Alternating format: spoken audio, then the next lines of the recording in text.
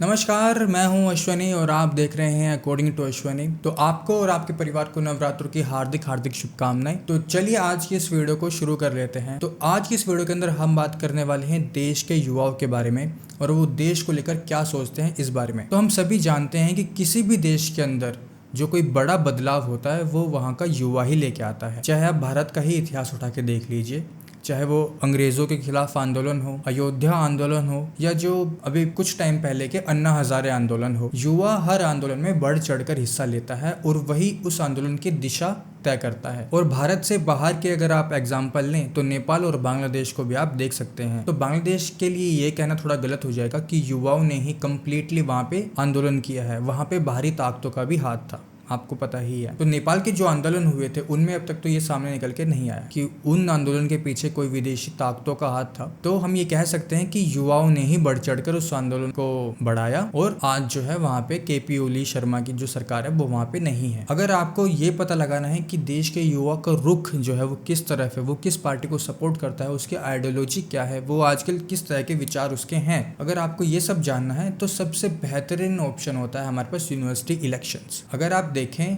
University elections में हमें पता चल जाता है कि देश का जो युवा है, कि देखिए कॉलेज में तो युवा ही पढ़ते हैं मैक्सिमम, तो उस बिहाफ पे हम ये जज कर सकते हैं कि देश का युवा आखिर किस दिशा में देश को ले जाना चाहता है। तो मोटे तौर पे हम यूनिवर्सिटी इलेक्शन को देख के ये बता सकते हैं कि देश के लोगों का जो रुख है, खासकर जो युवा है उसका रुख वो क्या है। और हमारे देश में एक कांग्रेस पार्टी है, उसके एक जो लीडर हैं राहुल गांधी, उनकी उम्र 57 साल है। वो अब तक अपने आप को युवा मानते हैं। देखिए मानना चाहिए, अच्छी बात है, उनकी सेहत काफी अच्छी है, उनकी सेहत अच्छी रहे ये प्रार्थना करते हैं। पर अगर आपको ध्यान हो तो 2019 में राहुल गांधी ने ये कहा था कि आप 6-7 महीने रुक जाइए, देश का युवा इस नरेंद्र मोदी को डंडे से पीटेगा, जो उनका कहना था 2019 के अंदर। राहुल गांधी के बारे में पूरा देश कम से कम इस बात पे तो एक राय रखता है कि वो फैक्ट्स पे बात तो नहीं करते, वो या तो पूरी कपोर कल्पना या बैसाखी के सहारे से बोलते हैं। बैसाखी से मेरा मतलब ये है कि जो दूसरे, जो उनकी पार्टी के लोग उन्हें फैक्ट्स बताते हैं वो। और ऐसा क्यों है? क्योंकि राहुल गांधी की एक समस्या है, और वो समस्या क्या है?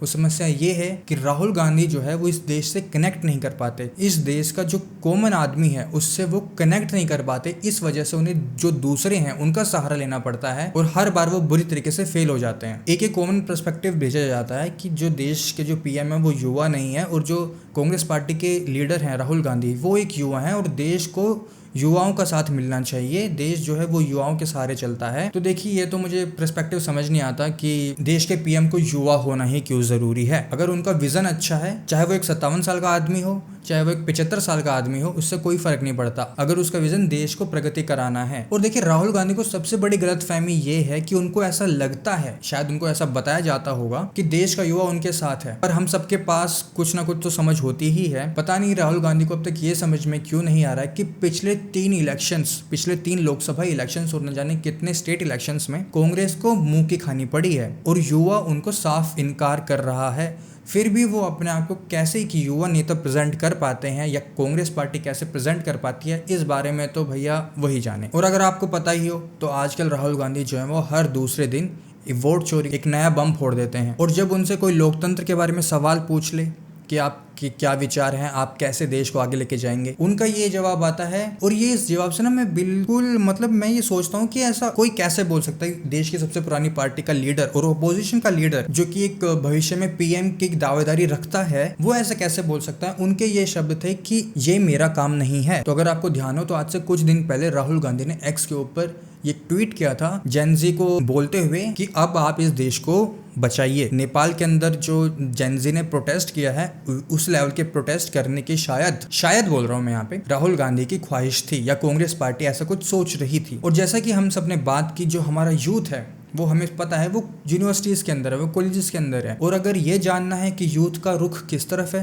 तो यूनिवर्सिटीज़ इलेक्शंस है। जैसे कि आपको पता ही होगा कि आज से कुछ दिन पहले जो बीजेपी की जो स्टूडेंट विंग है ABVP, उसने दिल्ली यूनिवर्सिटी के अंदर काफ़ी अच्छी सीटें जीती हैं। 4 में से 3 सीटें जो हैं ABVP ने सिक्योर की है, और चेयरमैन का जो पद है वो भी सिक्योर किया है। अब देखिए राहुल गांधी की समस्या ये है कि वो सच्चाई से मुंह फेर के चले जाते हैं। और ये सिर्फ दिल्ली यूनिवर्सिटी की बात नहीं है, अगर आप हैदराबाद सेंट्रल यूनिवर्सिटी के इलेक्शन इलेक्शन देखें उसमें भी एबीवीपी ने 7 में से 7 सीट जीती हैं। और अगर आपको ध्यान हो तो तेलंगाना में जहाँ पे कांग्रेस पार्टी की सरकार है, वैसे कांग्रेस पार्टी की सरकार जो अपने दम पे है वो सिर्फ 3 या 4 स्टेट के अंदर ही है, उसमें से तेलंगाना एक है।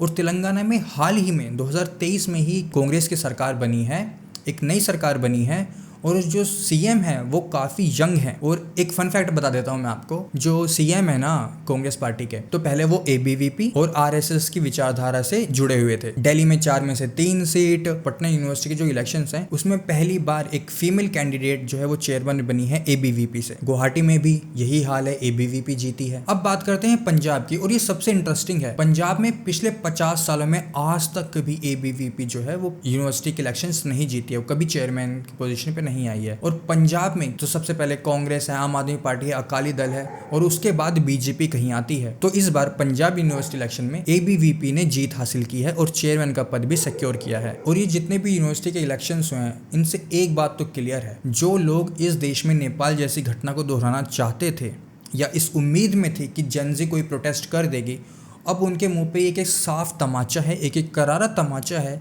कि इस देश के युवा और जेनजी क्या सोचती है। राहुल गांधी को इतनी सी बात समझ नहीं आ रही कि देश का युवा जो है उन्हें बार बार रिजेक्ट करता जा रहा है।